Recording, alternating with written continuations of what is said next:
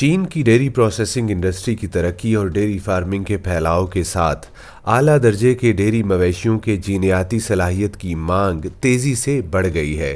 تاہم طویل عرصے سے چین کے مویشیوں کی افزائش کے شعبے کو کئی مسائل کا سامنا رہا ہے، جن میں بہترین جینیاتی وسائل کی کمی اور بنیادی افزائش و تولیدی ٹیکنالوجی میں خامیاں شامل ہیں۔ چین کے خود مختار علاقے انر منگولیا میں ہم نے national dairy technology innovation centre کے تعاون سے ایک قومی سطح کا بریڈنگ یعنی افزائشی پروگرام شروع کیا ہے۔ اس منصوبے میں ہم 5 بنیادی نکات پر توجہ دے رہے ہیں، جن میں زیادہ دودھ کی پیداوار، بلند فضائی خطوں کے ماحول سے مطابقت، بیماریوں کے خلاف مزاحمت، میتھین کے اخراج میں کمی اور طویل عرصے تک پیداواری صلاحیت شامل ہیں۔ ہمارا مقصد ایسی نئی چینی ڈیری بریڈرز یعنی نسلیں پیدا کرنا ہے جو موجودہ ڈیری صنعت کے تقاضوں کو پورا کریں۔ ان 5 پیمانوں کی بنیاد پر ایک مقامی تحقیقی ادارے نے ڈیری مویشیوں کے لیے ایک خاص جینومک بریڈنگ چپ تیار کی ہے۔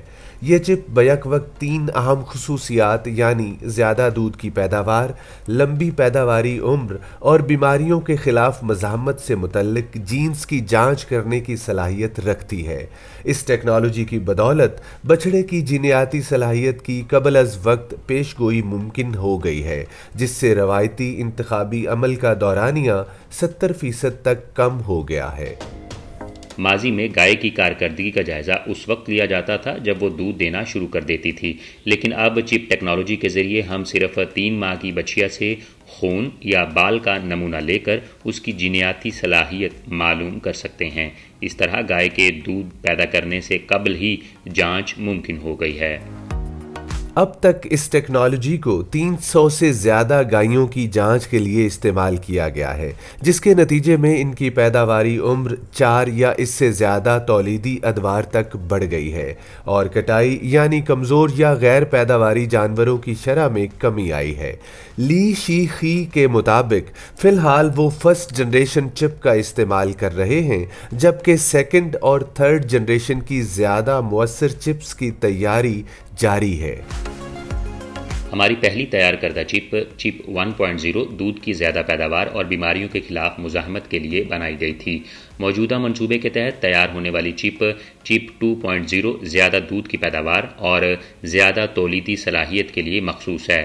آئندہ تیار کی جانے والی چپس زیادہ پیداوار اور کم کاربن اخراج کے ساتھ ساتھ طویل پیداواری صلاحیت کے لیے ہے۔ یہ چپس کی ایک پوری سیریز ہے جنہیں بالآخر ملا کر مختلف متعلقہ پیمانوں کا اندازہ لگایا جائے گا۔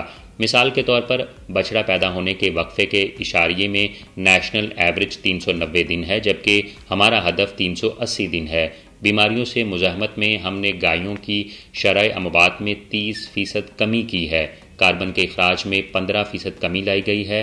پیداواری صلاحیت کے حوالے سے ہم نے پہلے سے موجود 3 تولیدی ادوار کی اوسط کو بڑھا کر 4 تک پہنچا دیا ہے۔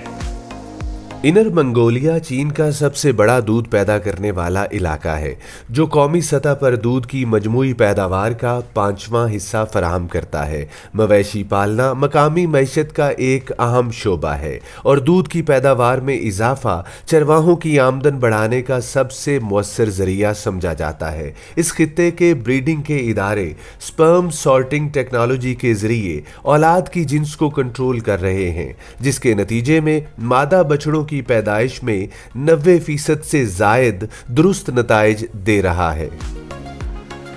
اہم گلوبل بریڈنگ ٹیکنالوجی میں مسابقت برقرار رکھنے کے لیے ہم سٹیم سیلز، جین ایڈیٹنگ اور دیگر جدید بائیو ٹیکنالوجیز بشمول ایمبریو کی تیاری، کلوننگ اور جنس کی علیحدگی کی تکنیک کے استعمال کو فروغ دے رہے ہیں۔ جینیاتی وسائل اور سائنسی ٹیکنالوجی کے نقطہ نظر سے ہمارا ہدف قومی مویشی افزائش کی صنعت کی مسابقتی صلاحیت کو بہتر بنانا ہے۔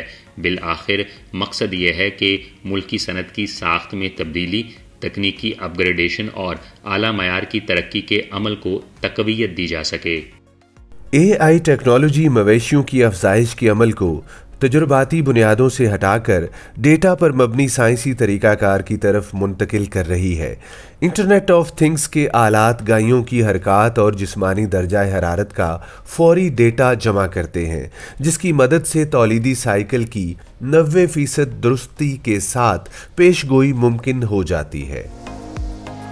हमारे डेयरी सेक्टर के बालाई मराहिल जैसे अफजाइश और तौलीद में AI टेक्नोलॉजी का इत्तलाक पहले ही हो चुका है। मिसाल के तौर पर गाय के एस्ट्रस साइकिल की इंटेलिजेंट मॉनिटरिंग और इससे मुतालिक इलाज के लिए AI का इस्तेमाल किया गया है। इस वक्त हम एक ऐसे मंसूबे को आगे बढ़ा रहे हैं जिसमें एम्ब्रियो के मयार का तज्जिया AI पर मबनी निज़ाम के ज़रिए किया जाए, ताकि रिवायती दस्ती जांच की जगह जदीद इंटेलिजेंट टेक्नोलॉजी ले सके। इस तरह मुस्तकबिल में डेयरी फार्मिंग और अफजाइश में AI के वसी मौक़े मौजूद हैं।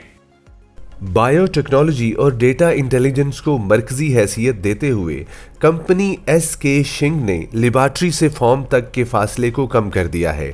इनर मंगोलिया के स्मार्ट रेंचेस यानी मवेशी फार्म में अब मवेशियों की सेहत और तौलीदी कारकर्दगी की रियल टाइम निगरानी मुमकिन है, जिसके नतीजे में खुराक की फराहमी को बेहतर बनाने और बीमारियों से बचाव के इक़दामात को मुअस्सर बनाने में मदद मिलती है।